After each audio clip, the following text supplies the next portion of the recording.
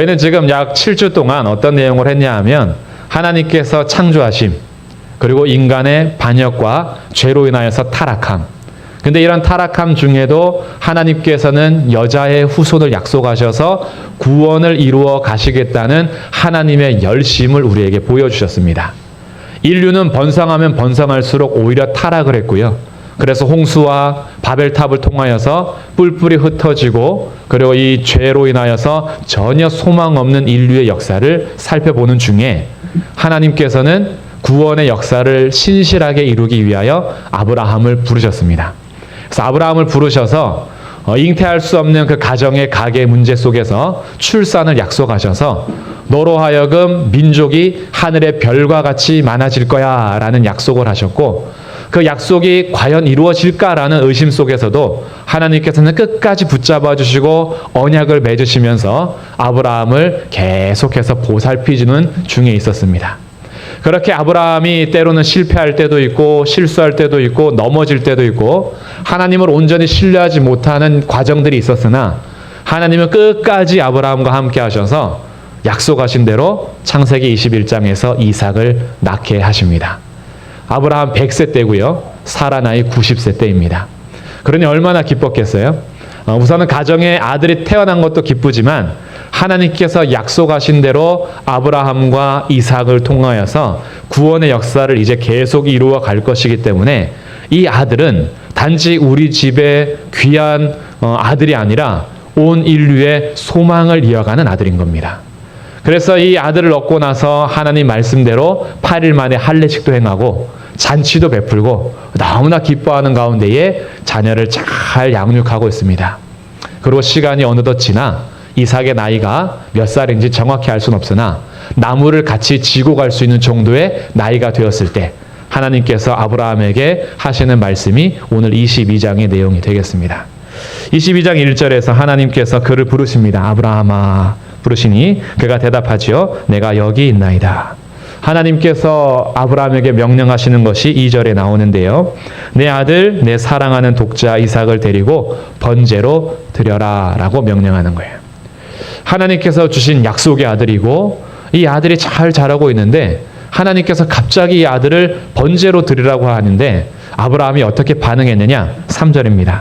아브라함이 아침에 일찍 일어나 나귀의 안장을 지우고 종과 아들 이삭을 데리고 명령하신 산으로 갑니다. 그리고 3일길에 걸려서 산 근처에 도착했을 때 종들을 아래에서 기다리라 하고 아들과 함께 산 꼭대기로 제사를 드리기 위해서 올라가는 거죠. 근데 이렇게 아버지와 아들이 같이 올라가다 보니까 아들의 이삭의 입장에서 뭔가 이상한 점을 발견했어요. 아들도 나무를 질 수 있는 정도의 나이고 제사에 대해서도 이해할 수 있는 나이였습니다. 그런데 아버지가 분명히 제사하러 간다 했는데 나무도 있고 불도 있어요. 근데 뭐가 없어요? 재물이 없어요. 분명히 제사는 재물이 필요한데 아버지와 아들, 나무와 불만 올라가고 있는 거죠. 그래서 아들이 묻습니다. 아버지, 나무와 불은 있는데 번제할 어린 양은 어디 있습니까? 아브라함 나이가 너무 많잖아요. 우리 아버지가 깜빡하셨나? 번제할 양이 필수인데 왜 재물은 가져가지 않지? 어떤 마음으로 물었는지는 모르겠으나 이렇게 묻는 아들에게 아브라함이 대답합니다. 8절 말씀입니다. 같이 한번 읽어보겠습니다. 시작. 아브라함이 이르되 내 아들아 번제할 어린 양은 하나님이 자기를 위하여 친히 준비하시리라 하고 두 사람이 함께 나아가서 아들에게 대답하죠. 응 너야 이렇게 하지 않습니다. 번제할 어린 양은 너란다 이렇게 하지 않고 하나님께서 번제할 양은 친히 자기를 위해서 준비하신다. 그리고 일러준 곳으로 가는 거예요. 가서 어떻게 했느냐? 9절에 보니까요. 아브라함이 그곳에 제단을 쌓고 나무를 벌려놓고 그의 아들 이삭을 결박합니다. 그제서야 이삭이 알았겠죠. 나구나. 번제할 제물은 나였구나 라고 이때 무슨 마음이었는지는 정확히 알 수 없으나 지금 아브라함은 하나님의 명령대로 진행하고 있어요. 아들을 결박하고 그 제단 나무 위에 올려둡니다. 여기에 대해서 이삭이요. 나무를 질 수 있을 정도의 나이였으나 아버지가 결박하고 올려두는 대로 그대로 있는 거죠. 그리고 아브라함은 하나님의 명령대로 10절에 손을 내밀어 칼을 잡고 그 아들을 잡으려고 합니다. 그때 누가 가장 급했냐 하면 하나님이 급하셨어요. 하나님께서 하늘에서 말리십니다. 아브라함아, 아브라함아 라고 부르시는 거죠. 그래서 아브라함이 또 대답합니다. 11절, 내가 여기 있나이다. 아브라함은 하나님이 부르시면 대답해요. 그리고 하나님 말씀하시면 순종합니다. 이번에도 하나님께서 부르셔서 대답했어요. 그때 하나님께서 사자가 12절 말씀하시죠. 그 아이에게 내 손을 대지 말라. 그에게 아무 일도 하지 말라. 드라마의 가장 극적인 장면이에요. 아브라함은 지금 잡으려고 했고 음악은 굉장히 웅장한 음악이 깔리고 있습니다. 그때 위에서부터 아브라함아 아브라함아 라고 부르시면서 아무것도 하지 마라. 그리고 하나님께서 이렇게 말씀하십니다. 12절 끝에 내가 이제야 내가 하나님을 경외하는 줄을 아노라. 이 사건을 통해서 하나님께서 그를 인정하시는데 이제야 내가 하나님을 경외하는 줄을 아노라 라고 하세요. 이 장면이 하나님께서 아브라함을 시험하신 목적입니다. 1절 말씀에 다시 보면 이렇게 기록하고 있는데요. 그 일 후에 하나님이 아브라함을 시험하시려고 그를 부르셨다. 하나님께서 아브라함을 시험하시려고 부르셨다. 그리고 그 시험의 결과가 뭐냐면 내가 이제야 하나님을 경외하는 줄을 아노라. 그러면 시험의 목적을 우리가 조금 더 생각해 볼 수 있는데 시험의 목적은 하나님께서 아브라함을 몰랐기 때문에 시험하는 게 아닙니다. 아브라함이 하나님을 경외하는지 몰라서 시험한 것이 아니라 하나님은 알고 계세요. 왜냐하면 아브라함을 부르신 분이 하나님이시고 아브라함의 인생 속에서 그동안 계속해서 역사하시고 함께하시고 실패에도 불구하고 붙잡아 주시고 그 실수를 통해서도 역사하시고 아브라함을 계속 완성해 가시는 분은 하나님이세요. 그리고 하나님이 아브라함의 그 경외심을 모르느냐? 그것도 압니다. 그런데 그러면 왜 시험하셨느냐? 하나님께서 시험하시는 이유는 아브라함을 넘어뜨리기 위한 것도 아니고 아브라함을 못 살게 굴려고 하는 것도 아닙니다. 하나님께서 자기 백성을 시험하시는 이유는 그 백성의 신실함과 경외함과 믿음을 온 천하에 드러내고자 하시는 거예요. 하나님께서는 아브라함의 경외함과 믿음도 아셨지만 믿음의 조상으로 세워질 아브라함을 만천하에 공개하는 중에 계시는 거예요. 아브라함은 이제 어떤 명령이 와도 그 앞에 순종하여 하나님을 온전히 믿고 따르는 믿음의 조상으로서 세워짐을 온 천하에 공개하는 장면이 12절의 말씀인 겁니다. 하나님께서는 이 시험을 이것을 위해서 시험하신 거예요. 하나님께서 자기 백성들의 시험을 하시는 이유는 그 시험을 통해서 우리의 그 모습들을 인정하고 그 모습을 만천하에 공개하면서 하나님을 경외하고 믿는 자들을 드러내시는 것이 하나님 시험의 목적인 겁니다. 그리고 나서 아브라함의 믿음의 고백대로 하나님께서는 양을 준비하셨습니다. 13절 아브라함이 눈을 들어 살펴본 즉 한 숫양이 뒤에 있는데 뿔이 수풀에 걸려 있는지라 아브라함이 가서 그 숫양을 가져다가 아들을 대신하여 번제로 드렸더라. 이 장면은 굉장히 놀라운 장면이에요. 우리를 대신하여서 번제물이 되실 예수 그리스도, 우리를 대신하여서 자신의 생명을 주심으로 이삭의 생명을 얻었고 그리고 나서 하나님께서는 그 번제를 통하여서 모든 것을 이미 해결하시는 그 미리 준비하시는 여호와 이레 이 장면인 겁니다. 하나님이 자기를 위하여 친히 준비하시리라 라는 아브라함의 믿음의 고백대로 하나님께서는 미리 준비하셨고 이미 준비하셨으며 준비하신 그 수량을 통하여서 이삭을 대신하여 번제물을 드리게 하셨고요. 이를 통하여서 하나님을 경외하는 아브라함도 드러날 뿐 아니라 이삭도 번제 드릴 수량을 대신하여 생명을 얻게 되었습니다.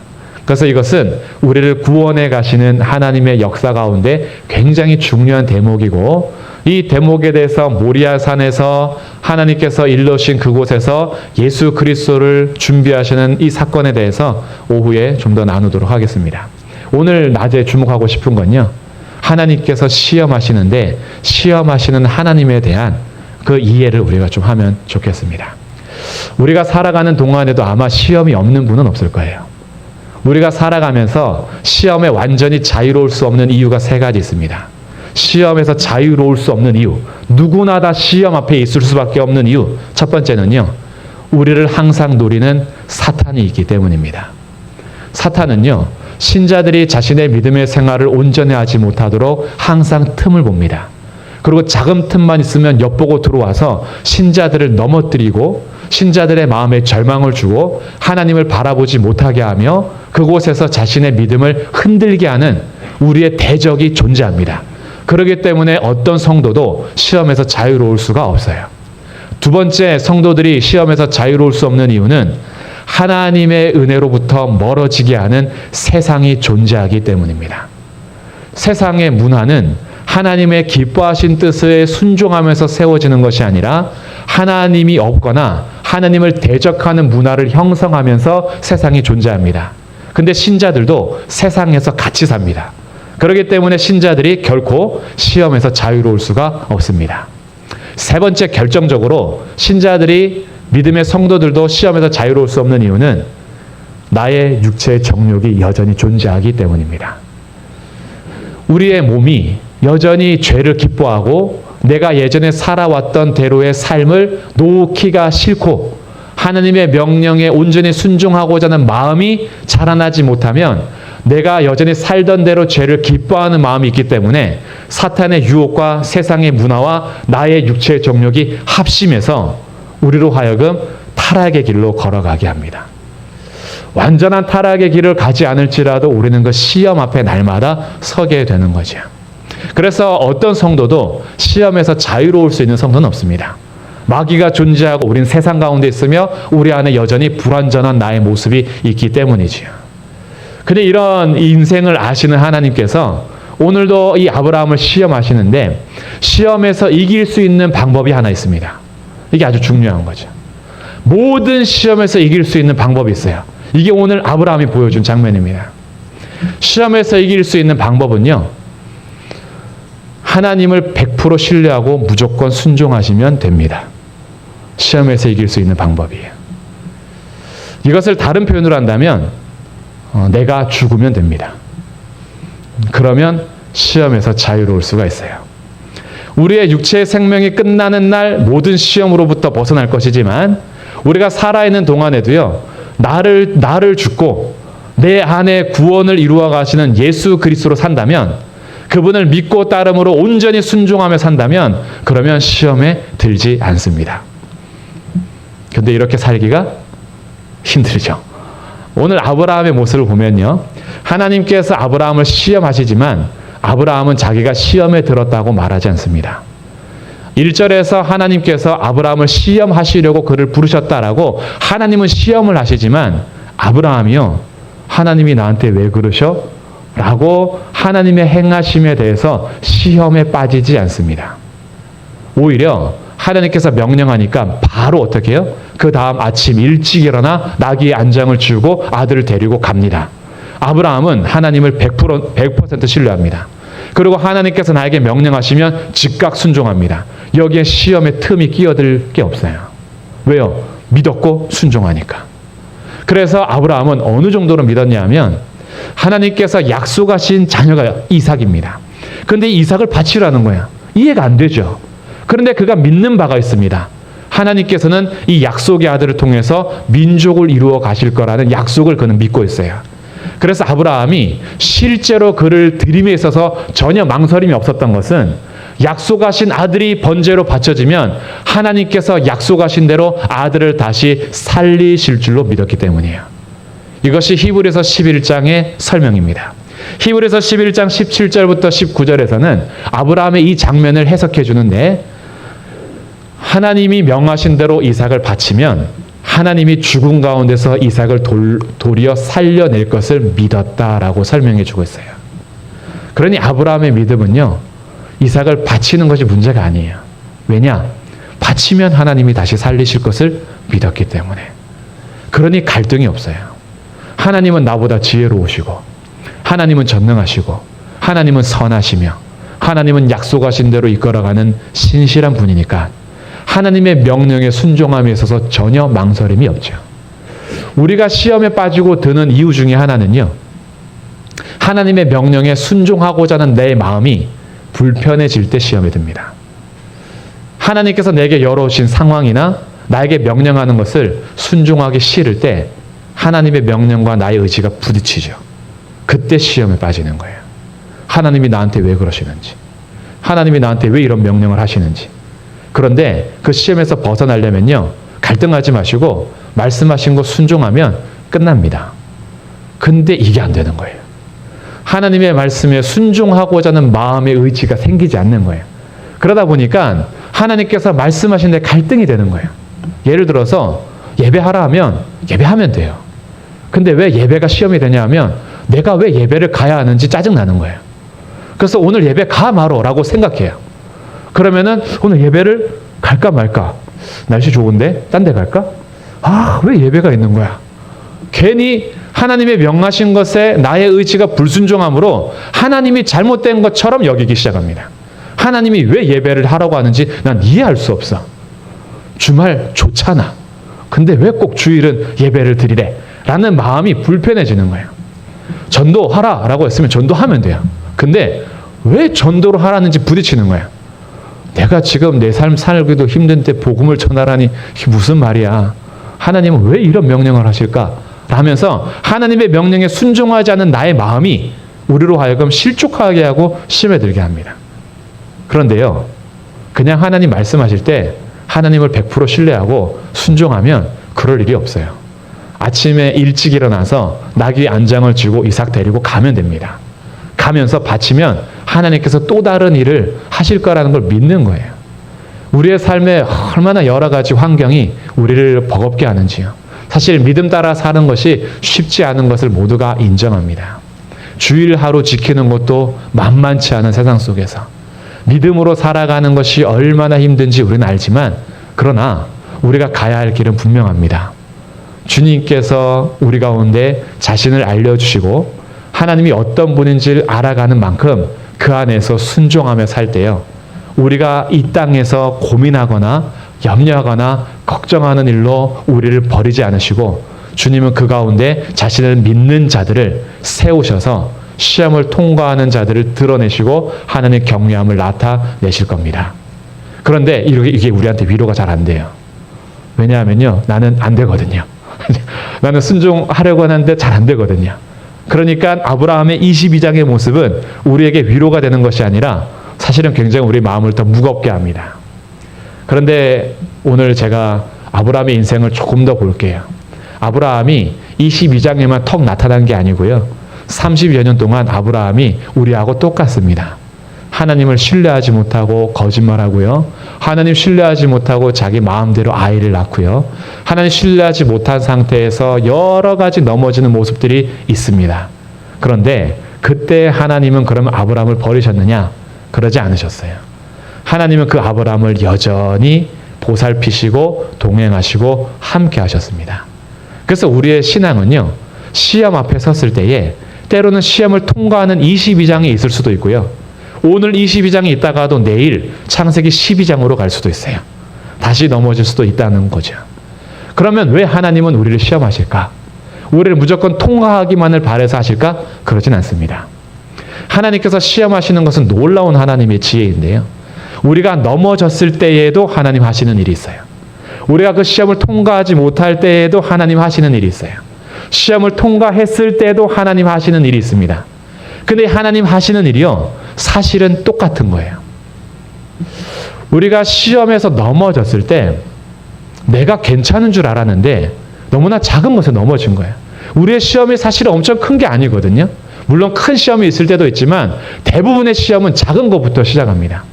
근데 그 작은 것이 나를 굉장히 실망하게 하고 실족하게 합니다. 상대방의 말 한마디가, 내게 주어진 돌덩어리 하나가, 앞에서 넘어지게 만든 그 작은 것 하나가 나로 하여금 굉장히 더 큰 시험과 유혹에 빠지게 하는데, 하나님께서는 그 넘어진 자리에서도 어떤 일을 하시냐면 세상에서 신뢰하고 의지할 분이 하나님밖에 없음을 배우게 하십니다. 이게 시험을 실패했을 때에도 하나님 하시는 일이에요. 아, 내가 돈에 약하구나. 아, 내가 이성에 약하구나. 아, 내가 명예에 약하구나. 내가 세상을 살아가면서 약한 것들이 진짜 많구나. 그래서 넘어지면서 무엇을 알게 되냐 하면 자신의 실제 믿음의 삶을 알게 됩니다. 자신의 연약함을 알게 되고 나의 약점을 보게 되고 내가 어디서 넘어지는지 왜 넘어지는지 알게 해요. 그러면서 내가 나를 의지하지 않고 오직 하나님만 의지하는 법을 배워가게 하십니다. 그래서 우리가 알 게 있어요. 우리는 실패해도 하나님은 결코 실패하지 않습니다. 우리는 넘어져도 하나님은 결코 넘어지지 않습니다. 하나님은 우리가 넘어진 자리에서도 실패의 자리에서도 하나님은 여전히 하나님 열심으로 우리를 붙잡아 주시면서 그것 봐. 너가 세상에서 의지하고 붙들 건 나밖에 없어. 이것을 알게 하심으로 실패의 자리에서도 하나님 앞에 다시 서게 해주시는 거예요. 그러니까 너무 두려워하지 않으셔도 돼요. 너무 무거워하지 않으셔도 됩니다. 하나님은 우리의 인생 전체를 돌보아 주고 계시는 거예요. 단지 순간순간만 하나님께서 함께 하시는 것이 아니라 우리 인생 전체를 받으셨어요. 우리를 받으시기 위해서 예수님이 자기의 인생 전체를 버리셨어요. 자기를 완전히 버리셔서 우리 전부를 사신 거예요. 그렇기 때문에 그 누구도 주의 백성들을 고발할 수 없고요. 정죄할 수 없고요. 그리스도의 사랑에서 끊을 수 없습니다. 왜냐하면 주님의 신실한 사랑이 아브라함을 끝까지 데려가시는 것처럼 우리를 끝까지 데려갈 것이기 때문입니다. 그래서 기억하십시오. 하나님의 시험이 결코 우리를 넘어뜨리게 하거나 힘들게 하거나 괴로워하기 위해서 하는 게 아닙니다.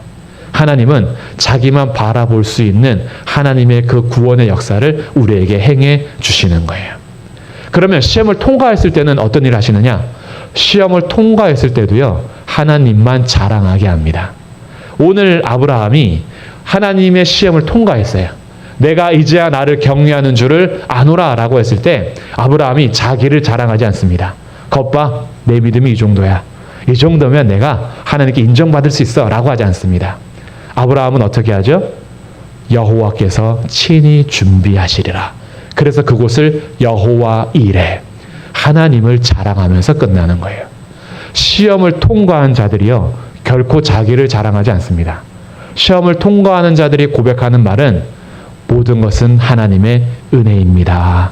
이렇게 고백해요. 왜냐하면 시험을 통과한 우리의 삶을 봤을 때 나의 힘이나 나의 실력으로 되지 않은 것을 압니다. 하나님이 아니면 안 된다는 걸 알아요. 그래서 나의 나 된 것은 하나님의 은혜입니다. 이렇게 고백할 수밖에 없어요. 그래서 시험을 통과했을 때도 그는 오직 하나님만 바라보고 하나님만 자랑하게 되는 거지요. 그러니 시험은 여러 가지 모습으로 우리에게 오고 우리는 시험을 통과할 때도 있고 실패할 때도 있고 넘어질 때도 있고 잘 설 때도 있으나 그 모든 과정에서 하나님 하시는 일이 동일합니다. 우리를 하나님만 바라보게 합니다. 그리고 하나님만 신뢰하게 하는 거죠. 그렇게 우리의 믿음을 다듬어 가실 거예요. 그리고 우리의 믿음을 완성해 가실 겁니다. 제가 얼마 전에 동화책을 하나 읽었는데요. 사자의 탈을 쓴 나귀였습니다. 나귀. 사자의 탈을 쓴 나귀. 나귀가 길을 가다가 보따리를 하나 찾았는데 보따리를 탁 열어보니까 사자의 탈인 거예요. 그래서 기분이 너무 좋아서 그동안 나를 괴롭혔던 친구들을 내가 복수해야겠다 이러고 사자의 탈을 탁 쓰고 저희 숲을 탁 거닙니다. 그랬더니 멧돼지가 사자의 탈을 보더니 놀래가지고 나무에 부딪혀서 기절하고 그 나귀가 너무 기분이 좋은 거예요. 너무 기분이 좋아요. 딱 지나가는데 원숭이가 막 나무 위로 도망가고 자기를 괴롭혔던 그 동물들이 다 자기 앞에서 다 뿔뿔이 흩어지고 벌벌 떠는 거예요. 그래서 나귀가 기분이 너무 좋아가지고 내가 이제 한번 울음도 한번 내볼까? 그리고 아주 마음이 높아졌죠. 다 도망가니까 사자의 탈을 쓰고 그가 소리를 내었습니다. 그래서 그 순간 어떻게 됐을까요? 그 순간 모든 동물들이 저거 뭐야 가짜잖아 이러고 와가지고 나귀를 다시 괴롭혔다는 이런 동화를 한번 읽었는데요.